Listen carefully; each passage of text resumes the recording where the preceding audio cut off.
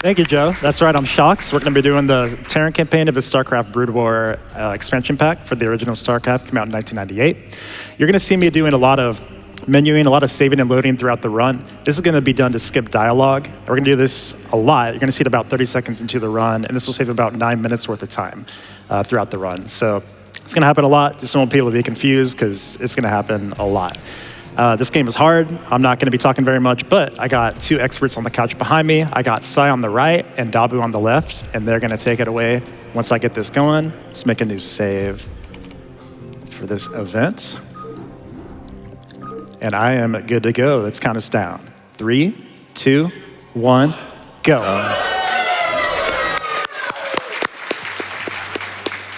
All right, so the main thing to know about StarCraft in terms of speedrunning is that kind of the goal is to use as few units as possible, because normally StarCraft is a game where you kind of build up a large army and you take a long time. We don't have time for any of that. We're not going to build a single supply depot throughout this entire campaign, and we're going to beat every level in just a few minutes. So he's already doing the save reload he just talked about. That's just going to skip all the dialogue here. Kind of the idea of this mission is that to beat this mission, you only have to kill one single command center in the top left. And to do that, all we need to do is just to get a couple tanks and siege mode.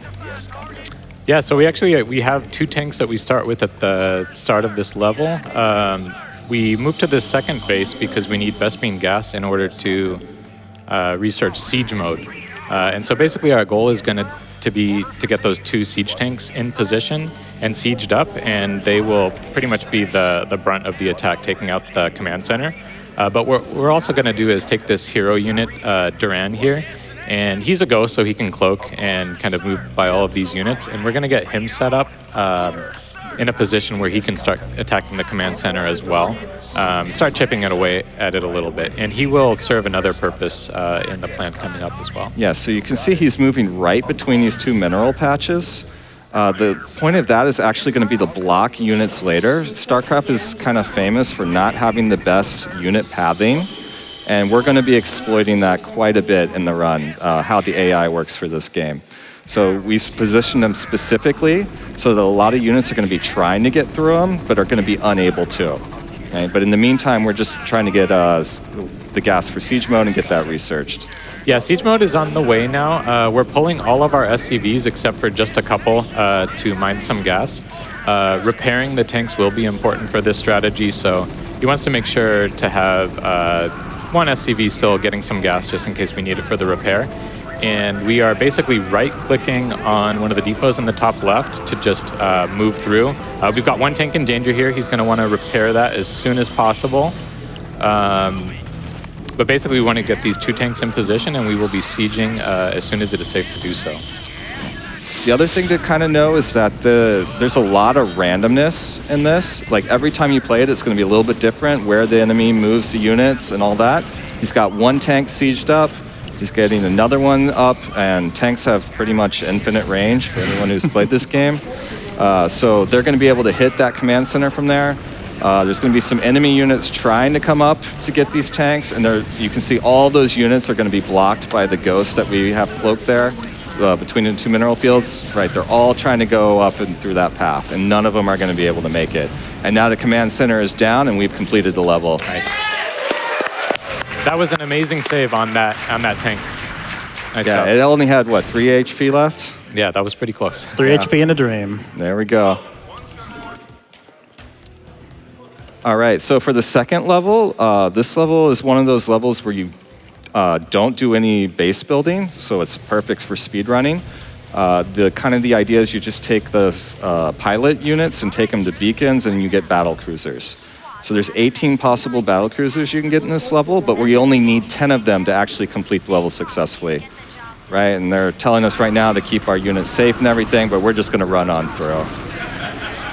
Yeah, so basically we've got the pilots and everything else is just serving as meat shields in order to get the pilots to where they need to go. On this second section here, we've got medics using optical flare on the tank to the right so that it's blind and can't attack us. And then we've got 2 ghosts here on the high ground that are going to tank shots as they're prioritized over the pilots.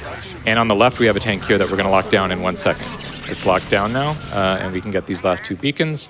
Yep. And that's 4 BCs we just acquired from this section. Yeah, so we've got 6 so far. We've got 4 more that we want.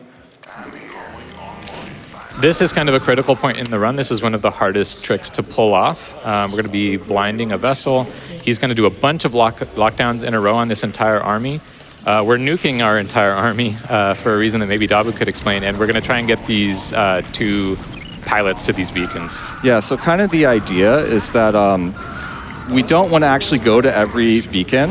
So we're going to be killing off some of our own pilots because it's just faster to do that. We don't need all the battle cruisers to beat this level, right? That was kind of the design, that you would get all 18 battle cruisers, but we are only going to be getting 10. So most of the pilots we're just killing off so that it progresses to the next scene faster. Okay, so now we have 10. And there's going to be kind of a countdown while the enemy battle cruisers are getting into position. So I think now would be a good time to maybe read some donations because we're just waiting for this timer to finish. Absolutely, I get you covered. And speaking of battle cruisers, we had a $25 donation from Potent Snake that says Battle Cruiser Operational. We also had a $100 donation from Miles for Win. And they say, super excited to see a Starcraft Brood War run on GDQ. This is my all-time favorite game. Nothing else compares. Not to mention the best soundtrack as well. Show me the money. We also had a $250 donation from Scott. Thank you, Scott. Scott says, good luck, have fun, and stay safe tonight because the night is dark and full of Terrans. That's right. All right, so now Shox is going to use the Yamato cannon ability. You might wonder, if you only have 10 battlecruisers, how do you beat 12? Well, first of all, they're not going to use the abilities like us, and Shox's micro is actually really, really good. So the question is, will he keep all of the battle cruisers alive? The answer is no. But he only lost 1, though. You got to let him micro first before calling it good. This is pretty mediocre. So 10 versus 12, and you can see that we end up with most of ours, which is pretty impressive. And now that level's done, too. 1/4 of the way done. Okay, now the 3rd level is probably the most interesting one in the entire run. It's the one probably closest to how a multiplayer match would be played, just because you have to have a really tight build order and everything has been heavily, heavily optimized. We're moving the command center because Blizzard didn't place it as close as they could have. And every single mineral patch that we sent to was deliberately chosen. He's going to build an academy a second in his mineral field because it makes the mining a little bit faster. Everything has been perfectly optimized in this level, and it's really incredible to watch. We have 4 different hives that we have to kill, so the fact that we can do that in 5 minutes is just really insane. We're going to be going to orange in the top right first, and then we're slowly going to make our way around and kill the other 3 almost at the exact same time. Yeah, so basically the way this is going to play out is that each of the hives they'll die close to the same time. Orange we can get to now. Basically the strategy here is that Duran is our hero unit, and he's kind of tanking through these Guardians and Mutalisks. The Marines would not be able to do so, even with medic support, but with the hero unit, you can actually take that damage and be healed through by the medic. So we're going to kind of carve a path through those few units and get some Marines set up into place. Should we play a little game here? I think we should. Let's do it. Yeah. So we're going to ask everyone to make a prediction about which hive is going to go down last. We actually don't know the answer either because there's some randomness to this level, so it works out a little bit differently each time. So your choices are red, orange, purple, or brown. I guess if you're watching at home, you could type it in the chat if you want. Type your guess. Yeah, or you could yell if you're here. Please yell. Yeah. Just don't pick orange. It's not going to be orange. And speaking of randomness, that SCV being chased by those Zerglings is that's almost never happened before. Yeah, so we've this had is delaying us a bit. A couple things not to plan here. We've got an SCV setting up a factory at the top left. The other 3 hives are going to be taken out basically by Marines with the range upgrade. That's why we got the academy. The top left one, though, we are going to create a factory, lift it to the high ground, build probably 3 siege tanks with siege mode, and just kill it that way. So that's why he's setting that factory up there now. And we're doing a very specific setup for the top right in terms of how he's going to position the Marines so that it doesn't draw any more Zerg units to him. Again, we're kind of exploiting how the AI works. Part of the randomness to this level is that bunker we just set up. It's shooting up a cliff. And when you shoot up a cliff, there's actually not a 100% chance of hitting what's on top. It's actually 138 out of 256. 138 out of 256, yeah, which is something like 53% of the shots. So with purple, there is quite a bit of RNG there. Just how many of our shots shooting uphill are going to hit. For 2 of these hives, or maybe kind of like 3, our Marines actually can't reach until we have the range. And then for purple and brown, we also need a bunker, which is going to add 1 additional range on top of the range upgrade. And until we have those bunkers set up, we actually won't be able to hit the hives yet with our And yeah, and he's making a wall right there at that barracks with the medics so that the Zerg units actually can't get through it. He's going to be researching siege mode here in just a second. We're going to use that to hit the red hive. The purple hive, as soon as the range is done, it'll be in range. And then we're going to be moving the hero unit around because he has to be at the top to complete the level. Yeah, and you might be wondering why, for example, these 3 Marines are just sitting here and Zerg's doing nothing about it. And that's just how the AI works. Basically, there are other units like Guardians and Mutalisks in the orange base, but they each have their own ranges that they'll kind of respond to. And so he is just kind of like not pixel perfect, but he knows like where he can stand without pulling those units. The thing to be careful about with red is that if you hit any building except for their hive, or if you hit any of their units, they're going to send a bunch of units to come attack you. So he needs to make sure that he only attacks their hive. And if you do that, they'll just leave the tank alone. Which again is a funny thing, right? Because the hive is the most important building, but as long as you just attack that, they won't bother you. Second tank coming out. We're going to go immediately into siege mode. Might be waiting here a bit. Maybe a good time for 1 donation. Yeah, absolutely. I get you covered. We have a $50 donation from Wensa that says, "We are so proud of you and all of your hard work. With love, Wensa, and all of the Kansas City Hispanic Hip Hop Dancing Club. Ay caramba. P.S. Happy Yoshi's Island Day." Oh, yeah. Wow. Thank you very much, Wensa, for that donation. Just to clarify, the Yoshi's Island Day, Winsa is not playing his multi-world, which is, he's playing Yoshi's Island, so that's kind of a joke among us. So orange has gone down. So we've had our first hive has gone down. It looks like brown is getting close. Red is getting close. I think if you pick brown, yep, if you picked brown, you win. All right, who picked brown? Let's hear it from you. All right, and the 3rd level is done.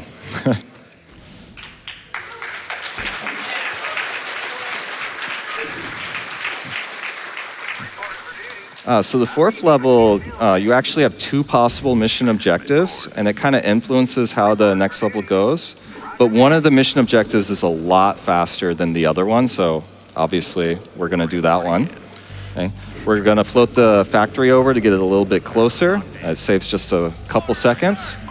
And then we're going to move down to the bottom right and start making our way there to take out 6 nuclear silos.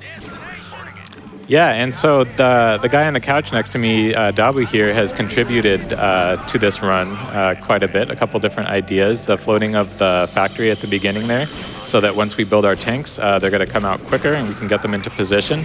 And there's also some interesting math to do with the 6 nuclear silos that we're going to be killing here soon. And so I heard some linear programming was involved, also known as matrix algebra. Yeah, that's exactly what happened. Shox reached out to me and is like, "Can you tell me what's the optimal way to take these out?"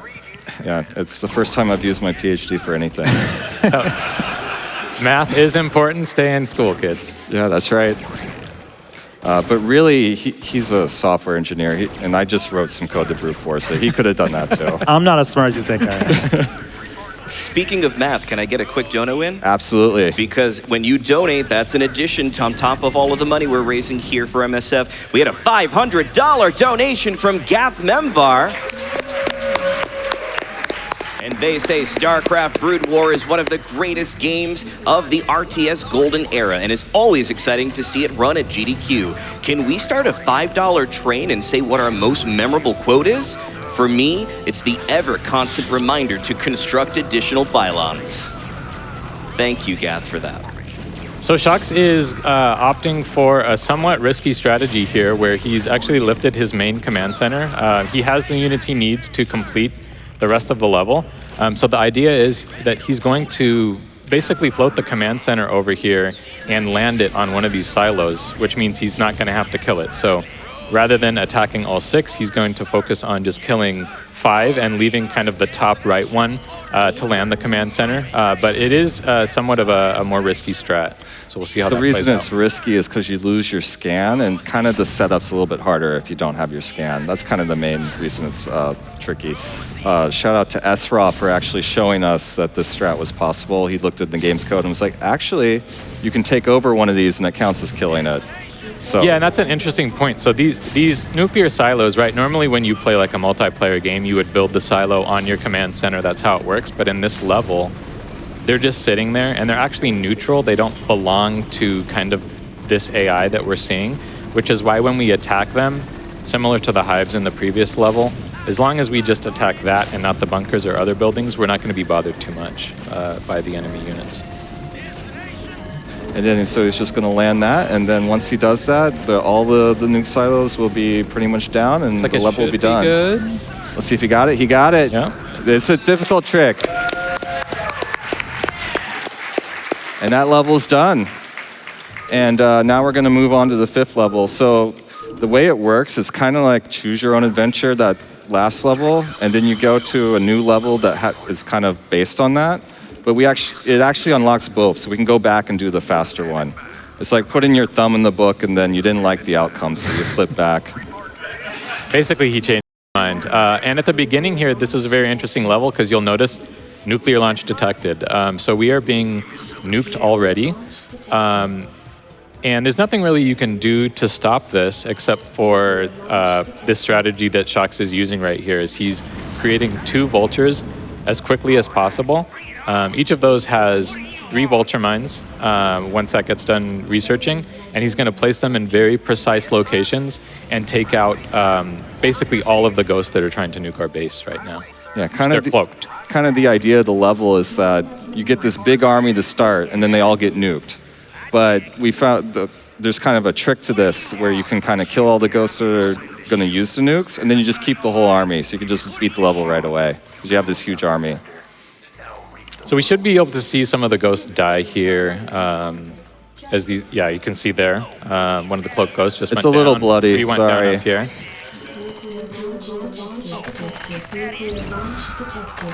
The other thing he did on the right, which is kind of a subtle thing, is once he was done mining with the SCVs, he took the marine he had and the 2 SCVs and created an airtight wall there so that other ghosts actually can't get in. They'll just bug out on that wall, essentially.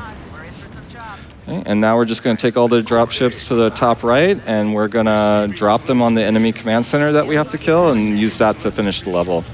I think we could probably squeeze in some donations here. Yeah, happy to do so. There's a lot of love coming in, so I'm going to try to get a few out for you. We get a $10 donation from HappyBuy3 that says, as a lifelong StarCraft player, I'm obligated to donate during a StarCraft run, and as a lover of silliness, I'm obligated to donate to get those RZ cutscenes. So everybody, what are your favorite units in the game, and why is it Dragoons? We also had a $25 donation from KD Kit. Sorry, I believe it's, KDK1TT, KD Kit. Hi from the crowd. I happened to catch a late night StarCraft run at AGDQ and my jaw was on the floor with the clicks and practiced organization. Legit psyched. Have a good run, Shox. We also had a $25 donation from Nuke the Stars. It says, Brood War Forever, Jim Raynor for president. Yeah. Okay, so we're going to be doing some dialogue skips here, so we actually have time for a couple more.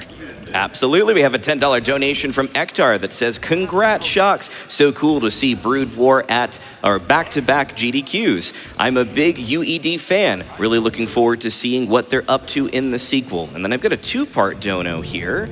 And that is from Mike Steele. Mike Steele first gave us $15, saying, to this day, I will use the SCV voice and say, what do you want? And yeah, I'm going to my family and friends. And I'm fairly certain that they don't have a clue why I'm using that voice or that wording.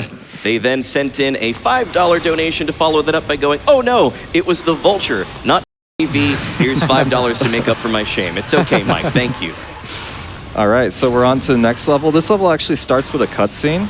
Unfortunately, the cutscene doesn't play out the same way every time, so the number of tanks we actually start the level with is a little bit different, just depending on some randomness.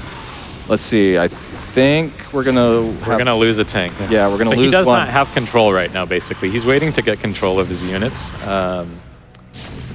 which is also randomized. It's not always the same time, and this is a very long time. Yeah, sometimes it's slow. Okay, but now we have control, and there's a trick to this level. So this is actually the only level in the campaign where you fight against Protoss, but we're not gonna fight against them because their AI doesn't start until you land a building. So we just won't land a building. And then their AI won't start, and we can just kind of go end the level. Yeah, so they won't construct any additional pylons or anything. I heard some boos. Yeah. So yeah, we put the D-Matrix on the dropships, which gives them a big health buff, and then we're just going to fly straight to the command center.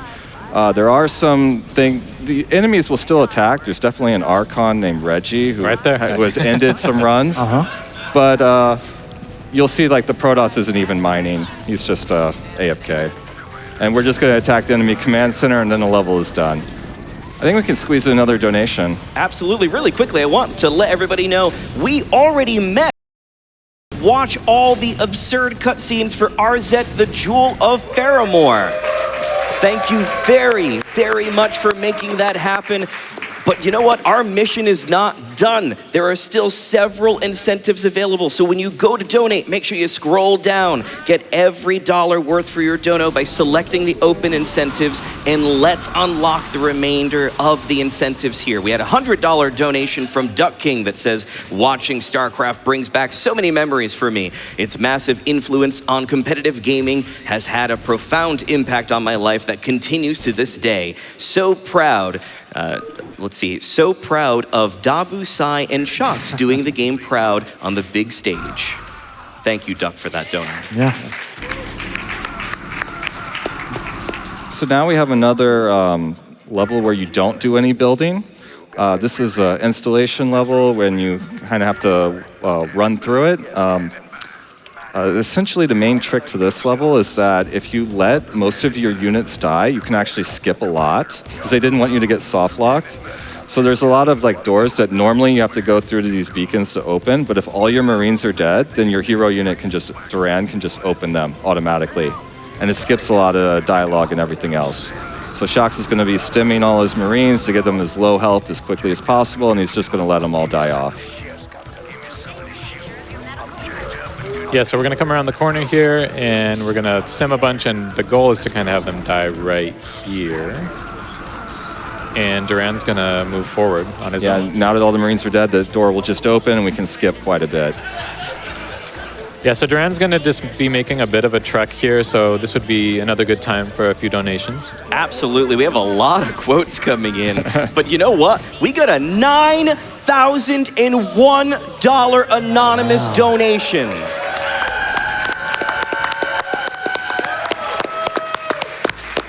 Thank you so much, Anonymous. And they said, what? Who set all of these lab monkeys free?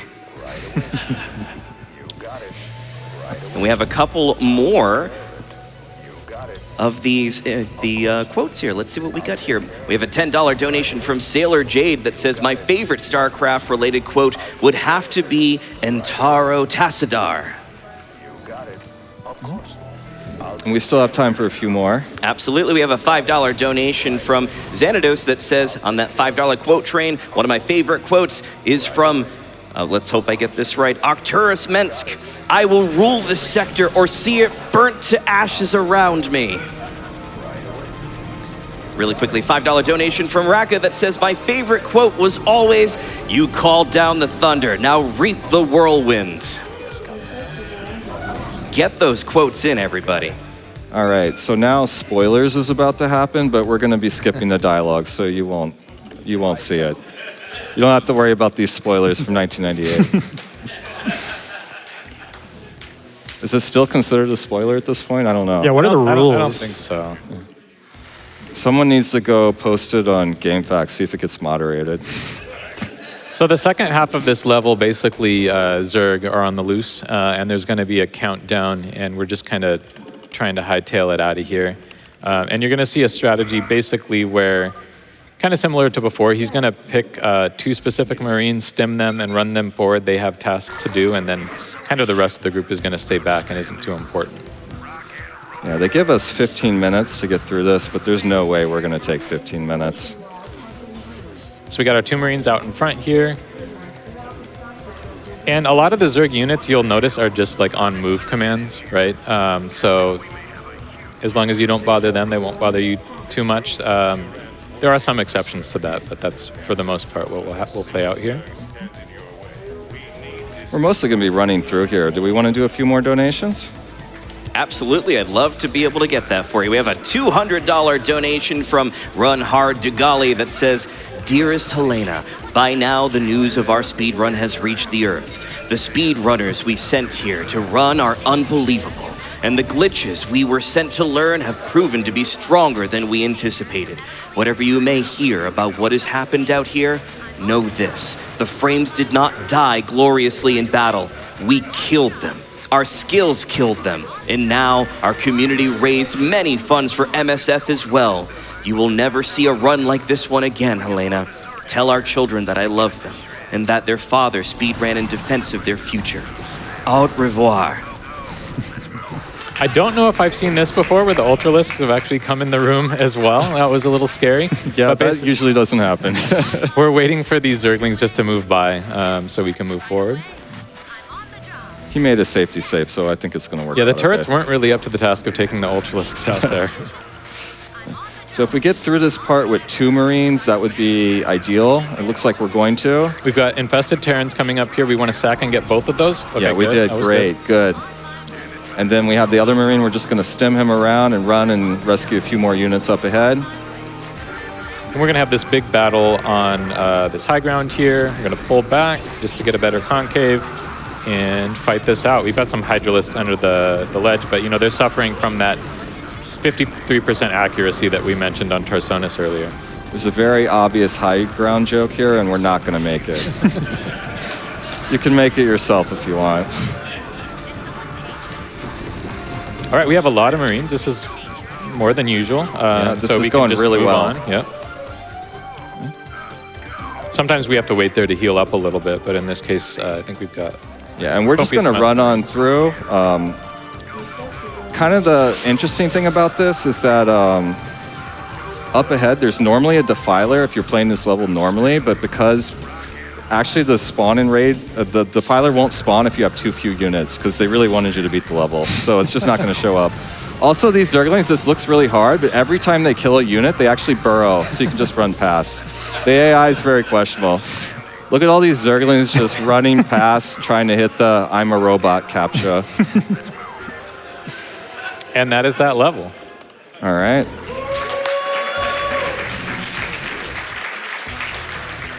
We've only got 1 level left.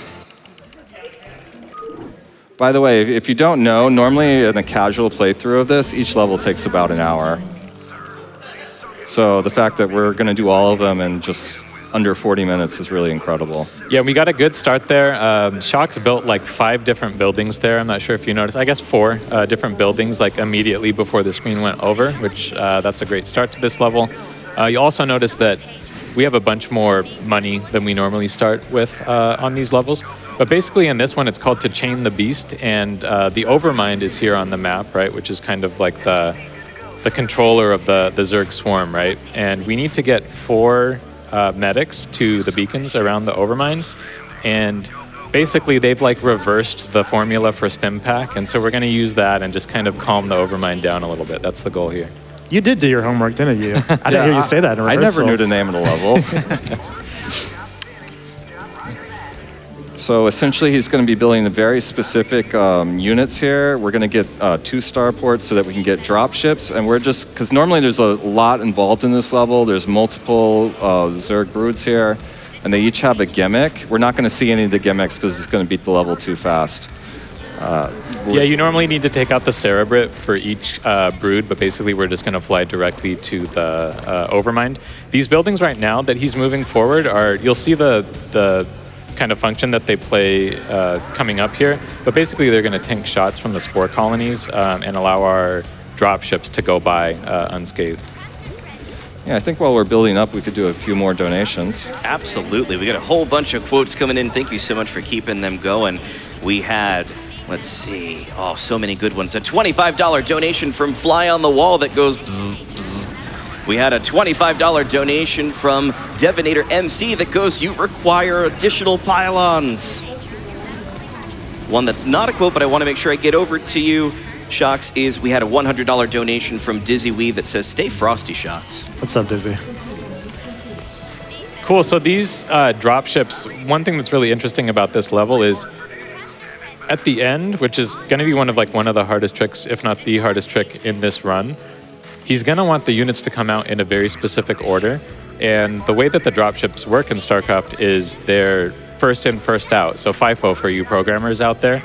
So we need to we need to put the units in a very specific order. He wants the Marines to come out first, and then the SCVs, and then the medics. So he's got a bunch of a whole hotkey set up to do this, and he just loaded everything up, and we're moving.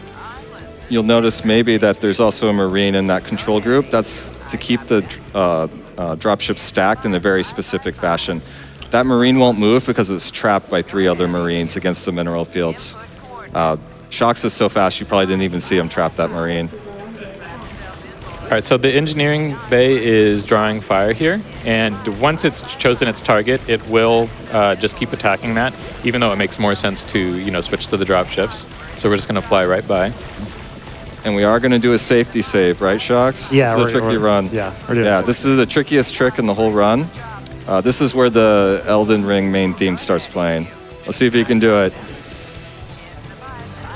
So this is the moment. We're coming in hot. The reason we want the Marines to come out first is to shoo those Scourge away, which are a big danger to our dropships. And we want to get our medics onto these 4 beacons. We've gotten 1, 2, going for the lower left. We need the upper right. He did it. He did it. That's it. All right, that's pretty much everything. The rest is just dialogue. I think we'll just turn it back over to Shox now. Yeah, it's just going to be dialogue skips from here. If you have any shout-outs you want to make from the couch, by all means, go ahead. I don't have any shout-outs, sorry. All right. Time's coming up really soon. I'll call it out. It's, maybe 10, 15 seconds away. Shout-outs to everyone for watching. This was an awesome run.